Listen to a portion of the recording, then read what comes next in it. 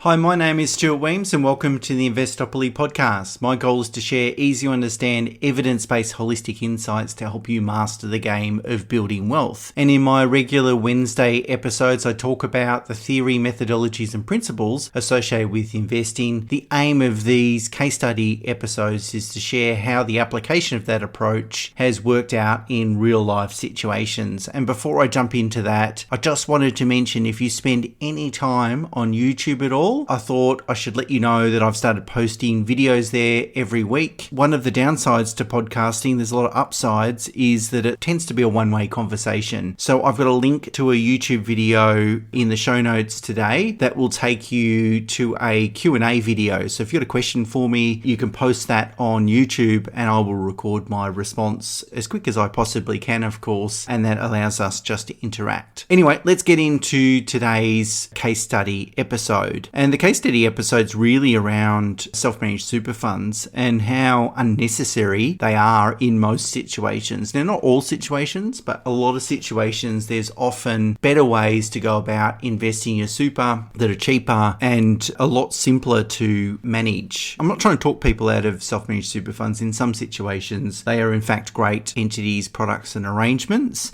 but in a lot of situations, they're not. So this client back in 2020, 4 years ago, approached us for some advice on a whole bunch of different matters, not relating in fact to his super, but I happened to have a look at it and offered to include that in the review. At the time, the client had a self-managed super fund. They were using a really sort of cheap kind of online business to sort of look after the tax and accounting aspects of that. Now, don't mention that as a criticism, but quite often, sometimes people might say, well, if I can minimize the cost of running a self-managed super fund, maybe that justifies the existence of it. To my mind, the answer is no. It's either worthwhile, and if it's worthwhile, do it properly, and if it's not worthwhile, then find a better alternative. Anyway, he had a self-managed super fund. All his money was invested in a share portfolio that was managed by Morgan Stanley, which is a very well-known stockbroking firm. In fact, Morgan Stanley is a multinational investment bank, but in Australia, they have over the years acquired a whole bunch of different stockbrokers and tried to aggregate that. That business is changing now, but anyway, it is what it is. So having a look at the portfolio, virtually everything was invested in the Australian share market, had very little exposure to the international market, which again is not very uncommon with, a portfolio that's led by a stockbroker. Of course, they're going to recommend kind of what they know and what they're familiar with. So once I had a look at the long-term performance of that fund, and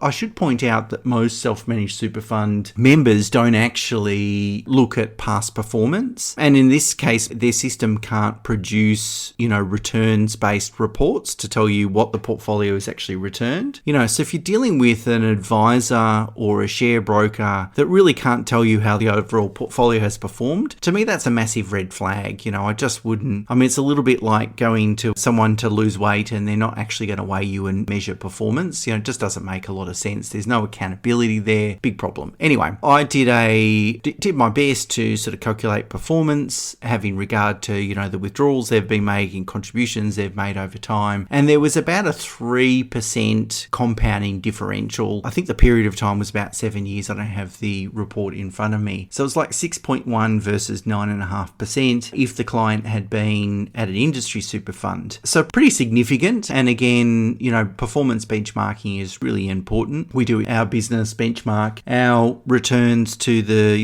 top 8 industry super funds, because ultimately that's where clients could choose to put their money if they wanted to. Anyway, so we talked about what were the options available to the client at the time. And at the time, he had a lot of investments in some Australian stocks that were doing okay, but, probably undervalued. And we thought it'd be a shame to really have to sell out of them. For example, if he wanted to wind up the super fund and go to an industry super fund, which he certainly could have done. And so what we thought we'd do is wind up the super fund, but create 2 what are called super wrap accounts. Now, a wrap account is very similar to a self-managed super fund, except that it's on a platform. Could be Macquarie, Netwealth, Hub24. There's a lot of different platforms out there. And essentially the platform, if you like, the analogy is the platform runs the self-managed super fund and you just have an account on that platform. So you don't need to do tax returns, audits. You don't need to keep track of everything. They really do everything. And it meant that what we could do is say, okay, there's this pool of assets. Some are in the husband's account, some are in the wife's account. Let's separate those assets. So if you had, say, for example, 100 CBA shares, 50 CBA shares went into his account, 50 went into her account. The benefit of that was that we didn't have to sell any investments if we didn't want to. We could be a little bit more strategic. We knew that he needed greater exposure to international markets. You know, the Aussie market is only really 2% of all global markets. So you're missing out on a lot of exposure just being all Aussie. We knew we wanted to do that, but also we knew we didn't necessarily want to go and sell a whole bunch of stocks just willy-nilly. We wanted to do it kind of over time. And having that direct ownership of the investment was really important to the client, you know, because they knew that one way that they can help minimize tax is to minimize turnover. And so if they bought some CBA shares 20 years ago, there's no tax consequences if they never sell those CBA shares, particularly as they get into pension phase, then all the capital gains tax disappears in totality. Whereas with an industry super fund, they're what's called pooled superannuation products that have daily unit pricing. And to be fair to every members that are entering the fund and exiting the fund, in that daily unit price, they have to include a provision for capital gains tax. Even though you as the investor haven't sold any investments, they're still going to take tax out of your account. Because again, if someone leaves the fund tomorrow, you know that's going to trigger tax consequences. So again, to be fair to all members. Whereas having that direct investment ownership really does allow you to minimize not only trading costs in terms of when you turn over, buy and sell investments, but most importantly, capital gains tax. And the Wrap platform allowed him to, one, minimize overall costs, and then two, still have that direct ownership, still have the satisfaction of knowing how his super's invested, what it's invested in, and how the individual investments are performing. And that level of transparency was the thing that attracted him to self-managed super fund in the first place. And at least we were able to preserve that, create better accountability with respect to returns, and also significantly reduce fees on an annual basis. So why did I want to share this case study? Well, there's two reasons. There's two things that sort of jump out at me with this case study. The first one is don't always think self-managed super funds the best way to go. If you still want to have, you know, direct ownership of investments, absolute control over your investments, absolute transparency, a Wrap platform can be a great solution for that. It's very hands-off. You know, you don't need to worry about all the compliance stuff that you would have to worry about as a trustee of a self-managed super fund, and it's a lot cheaper than running your own self-managed super fund. The second learning from this case study is it's really important to benchmark investment performance. And this is true with super and also outside of super, but it really surprises me that the amount of self-directed investors, you know, that is investors that don't use a financial planner and even some that do, the lack of benchmarking that goes on is mind-numbing. What's the whole point of going through the process of making investment decisions